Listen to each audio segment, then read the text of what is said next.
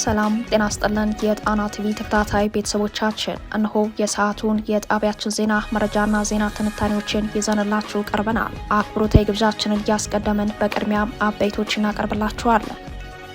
የፋኖ ኃይሎች በወሎ ቤት አማራ አዳዲስ የውጊያ ግንባሮችን ከፍተዋል። ሁለት እዞች በሁለት ከተሞች ዘልቀው በመግባት በአገዛዙ ወታደራዊ ካምፖች ላይ ጠንካራ ማጥቃት ሰንዝረዋል። በአማራ ሳይንት ግንባር ድል የፋኖ ኃይሎች ከበባውን ሰብረው በመልሶ ማጥቃት ታላቅ ድል አስመዝግበዋል። በዚሁ ግንባር ሽንፈት ያጋጠመው ኮሎኔሉ አጃቢው ፋኖን ተቀላቅሏል። በሌላ በኩል በሸዋ ቀጠናዎች ንጹሐን ላይ ያነጣጠረ የድሮን ጥቃት ተፈጽመዋል። የድሮን ጥቃቱን የተለየ የሚያደርገው በጤና ተቋም ላይ የተፈጸመ መሆኑ ነው። የጥንቃቄ መልእክቶችም ተላልፈዋል። በጎጃም የዞን ከተማ በሆነችው ፍኖተ ሰላም ከተማ አፋብን ቴዎድሮስ እዝ ስኬታማ የከተማ ኦፕሬሽን ፈጽመዋል። ዝርዝር የግንባር መረጃውን ይዘናል። በሀገሪቱ ከመቼውም ጊዜ በላይ የጦርነት ደመና አንዣቧል። በቀጠናው የጦርነት አደጋ ይስተዋላል። ይህንን ያለው በዳውድ ኢብሳ የሚመራው የከተማው ኦነግ ነው። በሌላ በኩል በአዲስ አበባም ሆነ በድሬዳዋ በሞያሌም ሆነ በሸዋ ደራ ጉዳይ ያላቸው አቋም አንድና ያው የሆነው ኦነግና ኦህዴድ የሰሜኑ ጦርነት ቢቀሰቀስ አንድ አሰላለፍ ሊይዙ ይችላሉ የሚሉ የስጋት ትንተናዎችም በመውጣት ላይ ናቸው። ይህም ሌላኛው መረጃችን ነው። የብልጽግናው አገዛዝ ዓለም አቀፍ ውግዘትና ትችቶች በርትተውበታል። የጋዜጠኞች መብት ተሟጋች ድርጅት የሆነው ሲፒጄ አገዛዙ ከቀናት በፊት የስራ ፍቃዳቸውን የነጠቃቸውን የሮይተርስ ጋዜጠኞችን የስራ ፍቃድ እንዲመልስ ጠይቋል። የዜና ወኪሉም በጉዳዩ ላይ ያለው ነገር አለ። አብራችሁን ስትዘልቁ ትሰሙታላችሁ። ኤልፋሽር የሱዳን የመከራ ማዕከል ሆና ቀጥላለች። በወንጀል ከተማዋ የሱዳን ፈጥኖ ደራሽ ኃይል ከተማዋን መቆጣጠሩን ተከትሎ በ3 ቀናት ውስጥ ከ6000 በላይ ሲቪሎች መገደላቸውን ተመድ አስታውቋል። ለሰዓቱ የመረጥንላችሁ ቀጠናዊ መረጃችን ነው። እነዚህንና ሌሎችን ይዘናል። አሁን ወደ ዝርዝር መረጃዎቹ እናመራለን።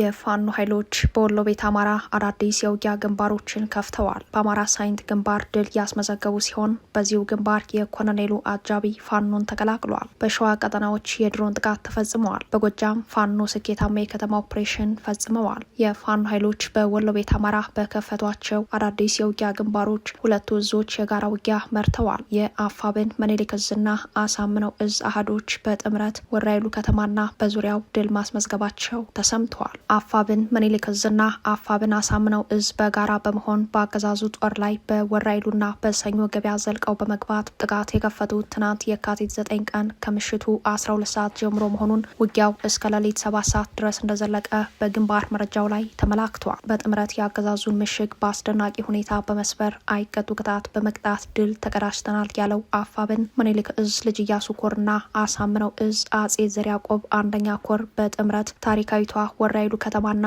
ሰኞ ገበያ ከተማ ላይ በርካታ የአገዛዙን መከላከያና ጥምር ጦር ሞትና ቁስለኛ በማድረግ ድል አስመዝግበናል ብለዋል። በውጊያው አመራርና የጦር መኮንኖች ጭምር የተደመሰሱ እንዳሉ የጠቆመው የአፋብን የአውደ ውጊያ ውሎ መረጃ በሁለቱ ከተሞች በተከፈተው ማጥቃት ከሞት የተረፉት የአገዛዙ ወታደሮች አንድ አምቡላንስና አንድ ኦራል ቁስለኛ ወደ ደሴ ሪፈራል ሆስፒታል መላካቸውን ገልጸዋል። በዚህ ስኬታማ ማጥቃት ከፍተኛ ኪሳራ ያስተናገደው የአገዛዙ ጦር በወራይሉ ከተማ በከተማ ዙሪያ ያሉ ደኖች ፋኖ ይደበቅባቸዋል በሚል ጭንቀት እያቃጠላቸው እንደሚገኝ ንቅናቄው በግንባር መረጃው ላይ አስረድተዋል። በሌላኛው የግንባር መረጃችንም የፋኖ ኃይሎች በዚሁ ቀጠና በአማራ ሳይንት ግንባር ተጨማሪ ድል ማስመዝገባቸው የአገዛዙ ኮሎኔል አጃቢም አንድ ጥርጥር ክላሽና ማክሮብ ሽጉጥ ይዞ ፋኖን መቀላቀሉ ተሰምተዋል። የአፋብን ምኒልክ እዝ ንጉስ ሚካኤል አሊኮር አማራ ሳይንት መቅደላ ክፍለ ጦር ታቦር ሻለቃ ፋኖች ወደ ጓሜዳ ቀጠና ለመግባት በርካታ ኃይል ከዙ 23ና ሞርተር ጋር በተሽከርካሪ ጭኖ የመጣውን የአገዛዙን ጦር በመመከት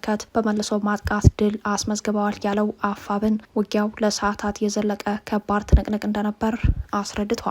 ትናንት የካቲት 9 ቀን አማራ ሳይንት ወረዳ ውስጥ በተለምዶ መለስ አንቃበር ተብሎ ወደሚጠራው ቦታ በመጠጋት አንድ ዙ 23 2 ሞርተርና 6 ዲሽቃ አጥምዶ የታቦር ሻለቃ ፋኖችን ጥሶ ለማለፍና ጓሜዳ ታዳጊ ከተማን ለመግባት የማጥቃት ውጊያ የከፈተው የአገዛዙ ጦር የፋኖ ኃይሎች በከፍተኛ ጀግንነት ተፋልመው ከበባውን እንደሰበሩትና በመልሶ ማጥቃት ወደ መጣበት እንደመለሱት በግንባር መረጃው ላይ ተመላክተዋል። በከባድ መሳሪያ በታጀበው በዚህ ትንቅንቅ በአገዛዙ ጦር በኩል ቁጥራቸው ያልታወቀ ወታደሮች ሞትና ቁስለኛ ሲሆኑ በዚህ አውደ ውጊያ የኮሎኔል ደሳለኝ አጃቢ ከነሙሉ ትጥቁ ፋኖ እንደተቀላቀለ አፋብን ገልጸዋል። የታቦር ሻለቃ አባላት በፊት ለፊትና በጀርባ በኩል ተሰልፈው የአገዛዙ ኃይል ላይ ከፍተኛ ሰብአዊና ቁሳዊ ጉዳት አድርሰዋል ያለው አፋብን ምኒልክ ዕዝ ከጀርባ በኩል ወደ ሳይንት አጅባር ከተማ በመቅረብ የጎዳ ተብሎ በሚጠራ ቦታ ላይ ጥቃት በመሰንዘር የአገዛዙን ከበባ በከፍተኛ ሁኔታ መስበር እንደተቻለ ነው የገለጸው።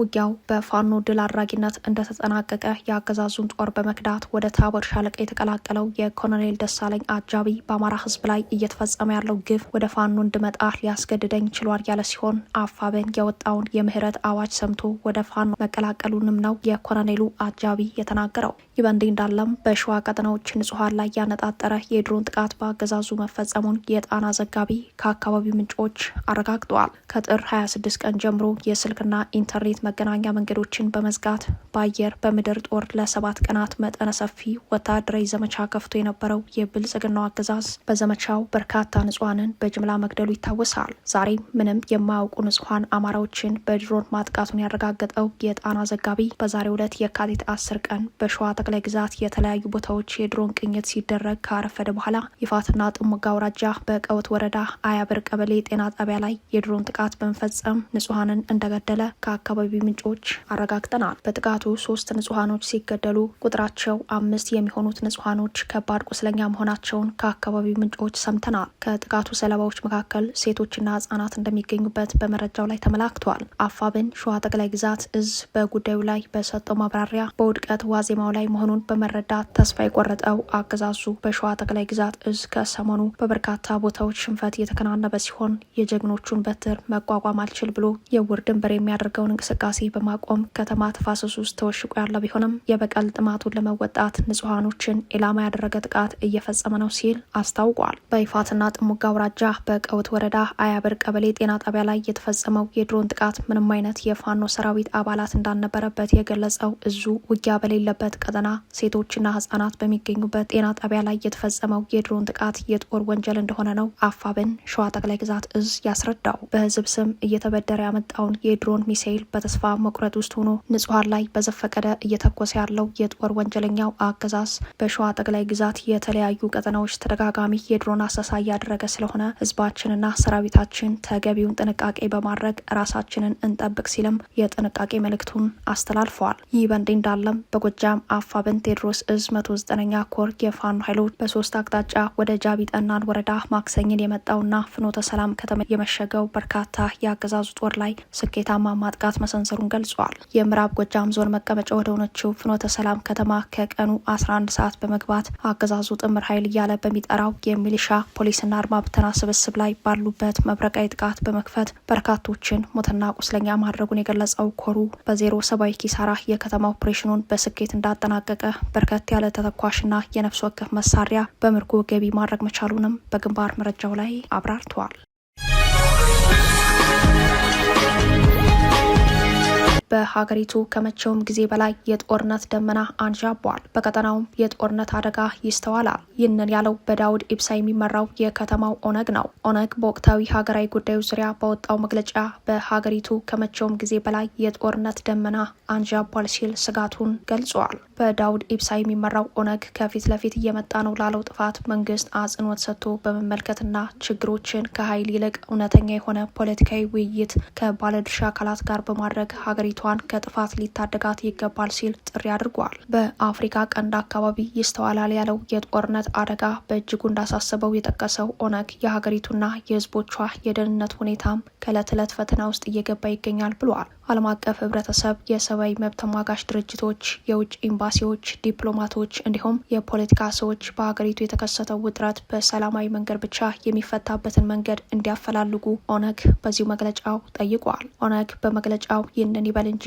የማያባራ ጦርነት እያስከተለ ያለውን የኦህዴድ ብልጽግናን አስተሳሰብ፣ የፖለቲካ አቋም በመጋራት ይታወቃል። በአዲስ አበባም ሆነ በድሬዳዋ በሞያሌም ሆነ በሸዋ ደራ ጉዳይ ያላቸው አቋም አንድና ያው የሆነው ኦነግና ኦህዴድ ልዩነታቸው ያለው የስልጣን ወንበሩ ላይ ማን ይቀመጥ በሚለው ጉዳይ መሆኑ ይታወቃል። ከዚህ ቀደም በኦሮሚያ አካታች የሽግግር መንግስት ይቋቋም የሚል ጥያቄ እስከ ማንሳት የደረሱት ኦነግና ኦፌኮ ጥያቄያቸው በኦህዴድ መሪነት ካልሆነ በኩል ስልጣን ተጋሪነት ይህ አይታሰብም ተብለው የውስጥ ውይይቶቻቸው ሁሉ እንደከሸፉ አይዘነጋም። ኦህዴድ ብልጽግና በበኩሉ ክልላዊ የሽግግር መንግስት የሚባለው ፓርቲዎቹ በታችኛው መዋቅር የስልጣን ተጋሪ የሆኑ በኦህዴድ መሪነት የኦሮሞ የፖለቲካ ኃይልን ማጠናከር የሚል ፍላጎት ይዞ ኦነግንና ኤፌኮን አብረን እንስራ ማለቱ አይዘነጋም። ሆኖም ፓርቲዎቹ የመሪነት ሚናው ላይ ጥያቄ ያላቸው በመሆኑ ጥያቄውን ውድቅ አድርገውት ቆይተዋል። እንደ ፖለቲካ ታዛቢዎች እምነት የኢትዮጵያና የቀጠናው ተጨባጭ አደጋ ኦህዴድ ብልጽግና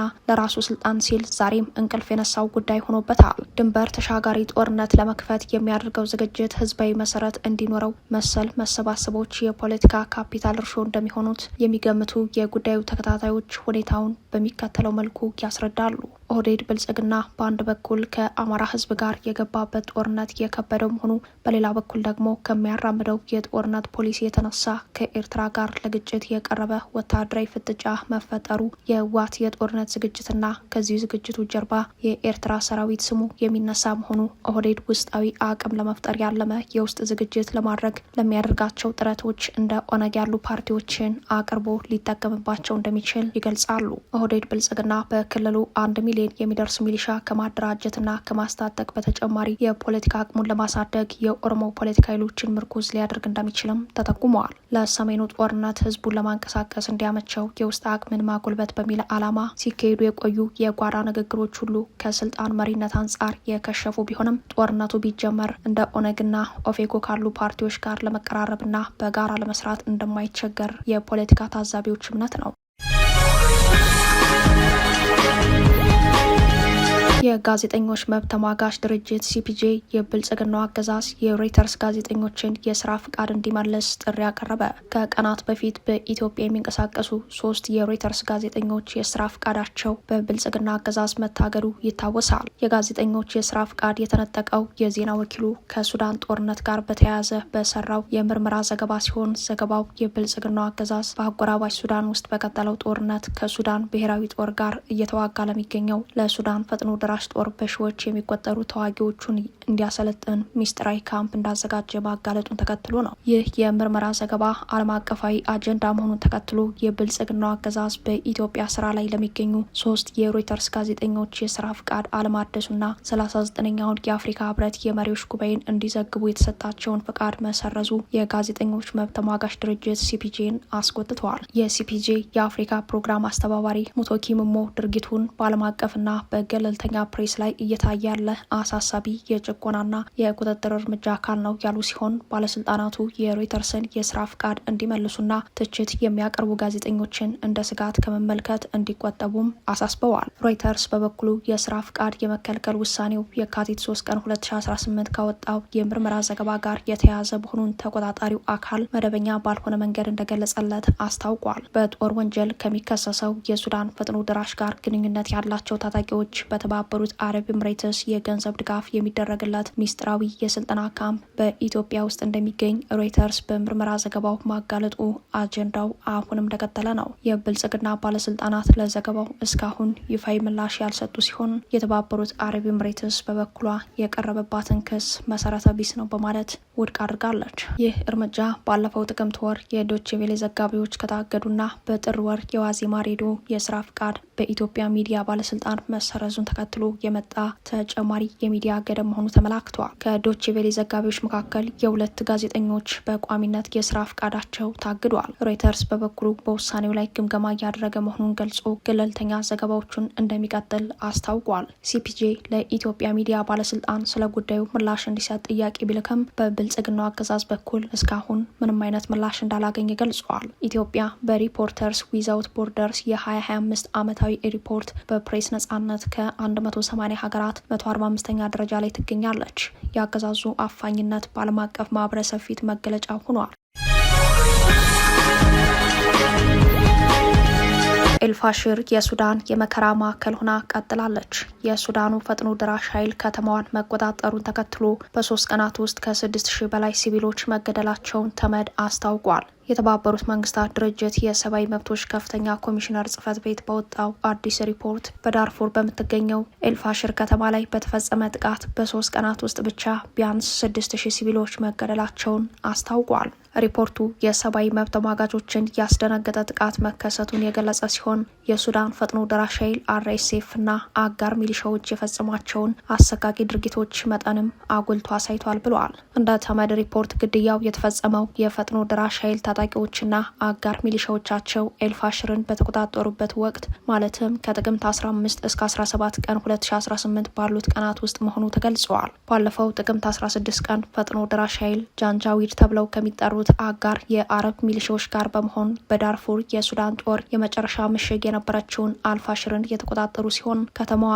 ለ18 ወራት በከበባ ውስጥ ከቆየች በኋላም በከተማዋና በአካባቢው አሰቃቂ ጥቃት መክፈታቸው ተመላክተዋል። ባለ 29 ገጹ የተመድ ሪፖርት በጥቃቱ ወቅት የተፈጸሙ በርካታ ግፎችን የዘረዘረ ሲሆን ይህም የጅምላ ጭፍጨፋን፣ ያለ ፍርድ ግድያን፣ ጾታዊ ጥቃትን ጨምሮ ለገንዘብ ሰዎችን ጠልፎ መሰወርን፣ ማሰቃየትን እንዲሁም ያለ አግባብ ማሰርና አስገዳጅ ስወራዎችን ያካትታል። እንደ ጽህፈት ቤቱ መረጃ በ3 ቀናት ውስጥ ብቻ 4400 ሰዎች በከተማ ውስጥ የተገደሉ ሲሆን ከከተማዋ ለማምለጥ ሲሞክሩ የተገደሉ ሌሎች 1600 ሰዎችም ተመዝግበዋል። ይሁን እንጂ ሪፖርቱ ለአንድ ሳምንት በዘለቀው ጥቃት የሟቾች ቁጥር ከዚህ በከፍተኛ ሁኔታ ሊበልጥ እንደሚችል አስጠንቅቋል። የተመድ የሰብአዊ መብቶች ከፍተኛ ኮሚሽነር ቮልከር ከሪፖርቱ ጋር በተያያዘ በሰጡት መግለጫ እነዚህ አሃዞች በመጠናቸውና በጭካኔያቸው እጅግ አስደንጋጭ ናቸው ብለዋል። የተመድ ሪፖርት የሱዳን ባለስልጣናትና እንደ ዓለም አቀፍ የወንጀለኞች ፍርድ ቤት ያሉ ዓለም አቀፍ ተቋማት በግድያው ላይ ታማኒነት ያለው ምርመራ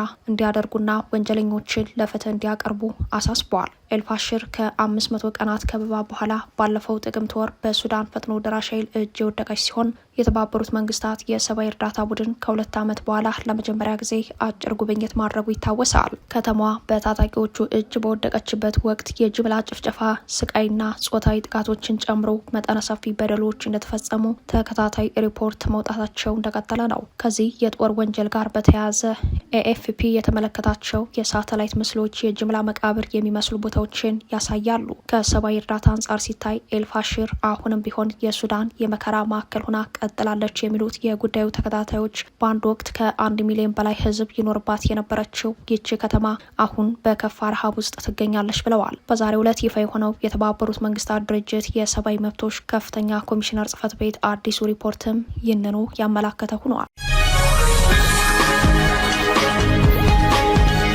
ክቡራትና ክቡራን ቤተሰቦቻችን ለሰዓቱ የተሰናዱት መረጃዎቻችን የተከታተሏቸዋቸውን ይመስሉ ነበር። አብራችሁን ስለቆያችሁ ልባዊ ምስጋናችን ድረሳችሁ እያለን የጣና ቲቪ ወቅታዊ ዜናዎች፣ ትንታኔዎችና ልዩ ልዩ ፕሮግራሞች እንዲደርሷችሁ ቻናላችን ሰብስክራይብ በማድረግ ቤተሰብ ይሁኑ። በተሳትፎ የትግል ሚዲያው እንዲያጠናክሩ ጥሪያችን አቀርባለን። ጣና ቲቪ ከሀቅ ጋር